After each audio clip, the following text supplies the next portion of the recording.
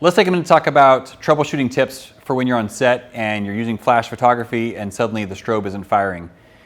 The first thing you want to check is that hot shoe connection between the trigger and your camera. So you'll want to make sure that if it's not firing, you go ahead and pull it off, that hot shoe.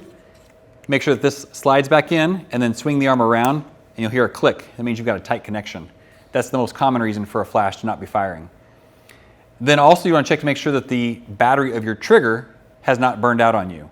So the LCD screen should light up, but sometimes when you're in sleep mode, you won't know.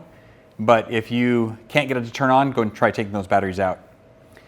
Next, if you're firing and suddenly you're not firing, check that flash battery.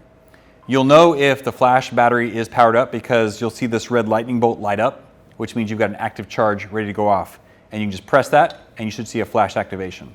Next is going to be the channel ID. So every strobe has a channel and a trigger has a channel. So that's if you have multiple people on the same set shooting that you don't interact with each other. So on this particular strobe, I have channel 1, which is down here in this corner. You'll see it lit up on the LCD screen. You'll also see a matching channel on the trigger, which also says channel 1. Therefore, we know that they should be working together. So if I turn this on and fire, I get an activation.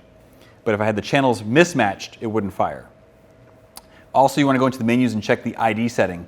So some strobes and triggers have IDs as well as channels, and you'll find that through the menu, and then just make sure that they match. Next, if you're on set and you've been moving lights around, you may have accidentally pressed this wireless button right here.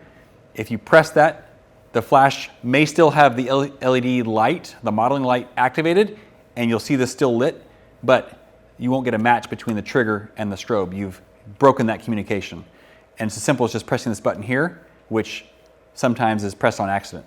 And you'll know that it's inactivated because you won't see the wireless signal up here on the LCD screen. All you have to do is just press it again to turn it back on and off. Next, high-speed sync. So if you're shooting faster than the native sync speed of your camera, you go into something called high-speed sync. And that requires turning it on if you're shooting faster than 1/200th of a second for Canon cameras or 1/250th of a second for Sony or Nikon cameras. To turn high-speed sync on, you'll need to press that H and lightning bolt button on the trigger, as well as on the flash, which is right here, as well as go into your camera menus and turn high-speed sync on. Now, if you're shooting less than 1/200th of a second for any camera, you don't have to worry about high-speed sync, you're safe. Now, lastly, dealing with your camera, you'll need to make sure that if you have a mirrorless camera, that you're not in electronic shutter mode, but mechanical shutter mode. Mechanical shutter mode is the only shutter mode that will fire flashes.